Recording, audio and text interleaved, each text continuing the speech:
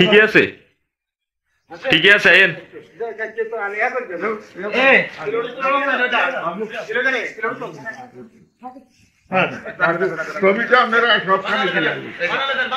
পুরা গ্রামের মানুষের কাছে মাপ চাইতে নেবেন নি আপনি একজন এখন আপনি এই এলাকা থেকে চলে যাবেন না কোন দিন আমরা চলে যাবো বাড়াইতো না না না না আমরা চলে যান মানে ছাইয়েন না আমরা প্রতি না না আমরা চলে যান আমরা বাড়িতে দেখতেছি না না আমরা দেখতেছি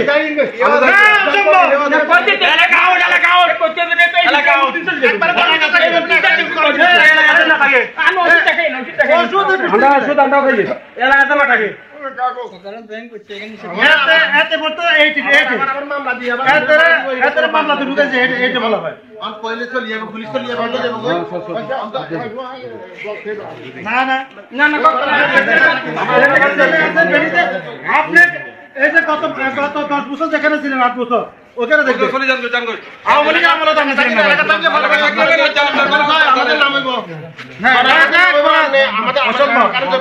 না না না না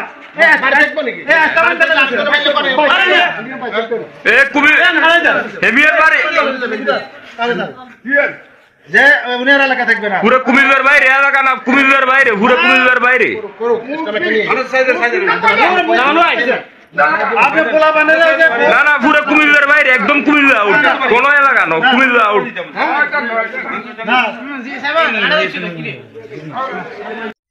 স্টাম্প 150 টাকার স্টাম্প বলছে যে তুই আর মুক্তিযোদ্ধা নামে পরিচয় দিবি না এই এলাকায় থাকবি না এখানে তুই টিপ দে আবার স্বাক্ষর দে আমি কইছি আমি স্বাধীনতা মুক্তিযুদ্ধে অংশগ্রহণ করছি আমার জীবন চলে যাবে আমি মুক্তিযোদ্ধা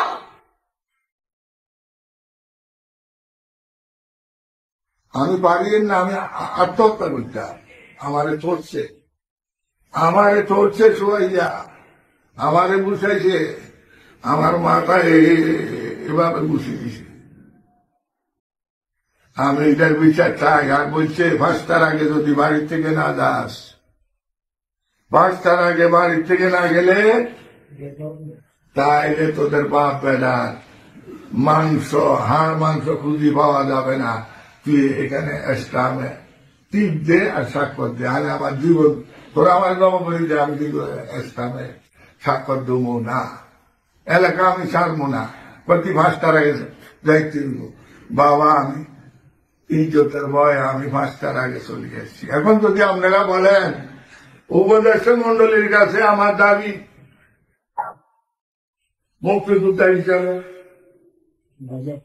আমি বাংলাদেশের সর্বস্তরে 18 কোটি মানুষের কাছে বিচার দিলাম সারা বাংলাদেশের মুক্তিযোদ্ধাদের গলায় যারা জুতার মালা দিছে আমার গলায় দেওয়া মানে সারা বাংলাদেশের মুক্তিযোদ্ধাদের গলায় 2,50,050 জন মুক্তিযোদ্ধার গলায় যারা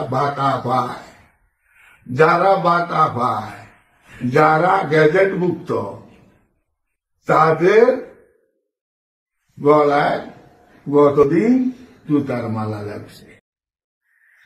অবস্থাটি এমন পর্যায়ে যাচ্ছে যে সামনের দিনগুলোতে কেউ মুক্তিযুদ্ধ পরিচয় দিলে তার ক্ষতি হবে এবং কেউ যদি জানে যে এখনকার যারা লম্ফজম্প করছে তারা কারো মুক্তিযোদ্ধা পরিচয় পেলে তার উপর রোষানলের খড়গ প্রয়োগ করবে।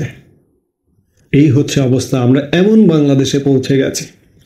কুমিল্লার ঘটনাটি যেটি হয়েছে যে কুমিল্লার 14 গ্রামে বীর প্রতীক খেতাবপ্রাপ্ত মুক্তিযোদ্ধা আব্দুল হাই কানুকে গলায় জুতার মালা পরিয়ে লাঞ্ছিত করার অভিযোগ উঠেছে যেটি আমরা ভিডিওতে দেখলাম।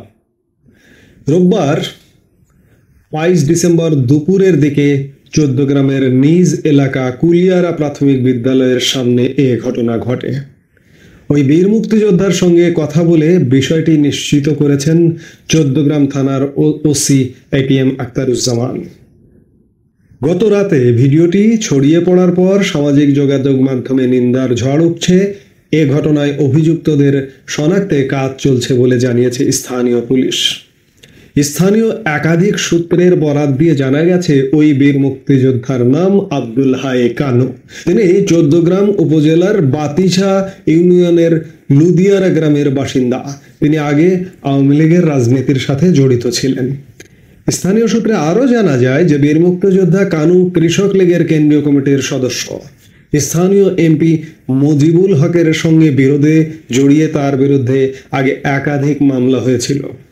রোববার দুপুরে তাকে একা পেয়ে স্থানীয় 10-12 ব্যক্তি হেনস্থা করে গলায় জুতার মালা দেয়। একবার চিন্তা করুন, তিনি আওয়ামী লীগের রাজনীতি করতেন, কৃষক লীগের কেন্দ্রীয় কমিটির সদস্য ছিলেন, কিন্তু ওই যে আমাদের দুর্বৃত্তপনা, এই দুর্বৃত্ত, এই যে এখানে মুজিবুল হক যিনি সাবেক রেলমন্ত্রী ছিলেন, তার অত্যাচারে তার নামে একাধিক মামলা করা হয়েছে আওয়ামী লীগের আমলে। একজন বীর মুক্তিযোদ্ধা, খেতাবপ্রাপ্ত মুক্তিযোদ্ধা, আবার আওয়ামী লীগ, কিন্তু তাকেও অত্যাচার করেছে। মুজিবুল হক মুক্তিযুদ্ধ করেছে কিনা আমি জানি না, মুজিবুল হক মুক্তিযোদ্ধা কিনা আমি জানি না, সন্দেহ আছে সে ব্যাপারে যথেষ্ট। তিনি এই লোকের উপর অত্যাচার করেছেন। আপনারা যে ভিডিওটি দেখলেন, সেই ভাইরাল হওয়া ভিডিওতে যাদের দেখা যাচ্ছে তারা নাকি স্থানীয় জামাত সমর্থক। প্রভাসী আবুল হাসিমের নেতৃত্বে ওয়াহিদ, রাসেল, পলাশ সহ 10-12 ব্যক্তি বীর মুক্তিযোদ্ধা কানুর গলায় জুতার মালা দিয়ে এলাকা এমনকি কুমিল্লায় থাকতে পারবেন না বলে হুমকি দিচ্ছেন। ভিডিওতে আমরা যেটি দেখলাম, এ সময় তিনি জুতার মালা সরিয়ে এলাকায় আর আসবেন না বলেও জানান। এ সময় তার ভিডিও ধারণ ও ছবি নেওয়া হয়। ওই ব্যক্তিরা বলতে থাকেন, 1 গ্রাম লোকের সামনে মাপ চাইতে পারবেন কিনা। আমরা যেটি দেখলাম, অন্যরা বলতে থাকেন, তিনি কুমিল্লা আউট, এলাকা আউট, ছেড়ে দাও। রাজা বাদশা বনে গেছেন এক প্রকার এই জামাতিরা। দেখুন জামাতিরা কত ভালো, তাদের কৃতকর্ম দেখুন। তারা মুক্তিযুদ্ধকে মানতে পারেন না, আজও মানতে পারেন না। মুক্তিযুদ্ধ বিরোধিতা করেছেন, আজও বাংলার মানুষের কাছে, বাঙালি জাতির কাছে কখনো ক্ষমা চায়নি। এ বিষয়ে মুক্তিযোদ্ধা আব্দুল হাই কানু সাংবাদিকদের বলেন, হঠাৎ আমাকে একা পেয়ে জোর করে জুতার মালা গলায় দিয়ে ভিডিও করেন। বিচার কার কাছে যাইব? মামলা দিয়ে আর কি হবে? তারা সবাই জামাতের রাজনীতি করে। আমি আওয়ামী লীগ করলেও বিগত দিনে তাদের কোনো ক্ষতি করিনি। উল্টো আওয়ামী লীগের এমপির রোষানলে পড়ে 8 বছর এলাকা ছাড়া ছিলাম।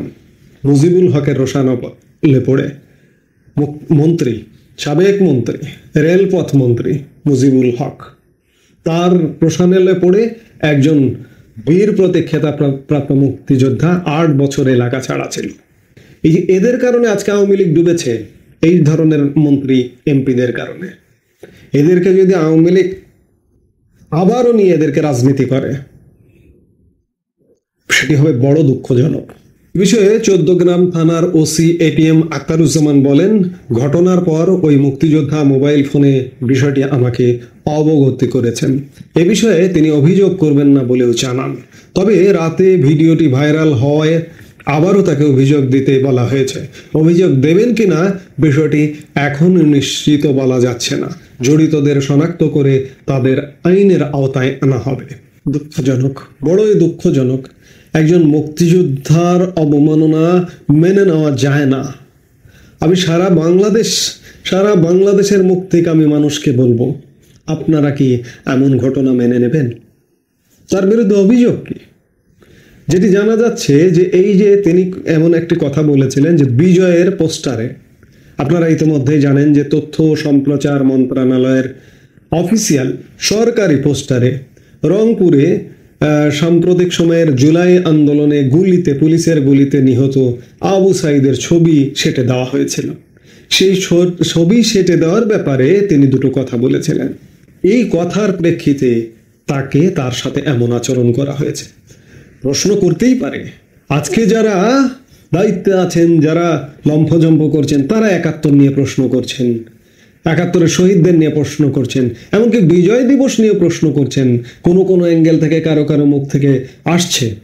আজকে সেই বাংলাদেশ এসে পড়েছে যে বিজয় দিবস নিয়ে প্রশ্ন তোলা যায়, যে বিজয় দিবস নাকি খুঁজছেন। বিজয় দিবস 16 ডিসেম্বর মানেন না অনেকে। আজকে আমি প্রশ্ন করতে চাই যে এমন একটি ন্যাক্কারজনক যে ঘটনা ঘটল, বাংলাদেশে এখনো মুক্তিযোদ্ধা ভাতা প্রাপ্ত সংখ্যা 2 লক্ষাধিক। তারা কোথায়? মুক্তিযুদ্ধের পরবর্তী প্রজন্ম তারা কোথায়? সুশীল সমাজ, যারা জাতির বিবেক, যারা সমাজের বিবেক, তারা কোথায়? সবাইকে একজোট প্রতিবাদ করতে হবে এই ধরনের ঘটনার জন্য। আপনি যত প্রতিবাদ করবেন না, প্রতিরোধ করবেন না, তত এ ধরনের ঘটনা ঘটতে থাকবে।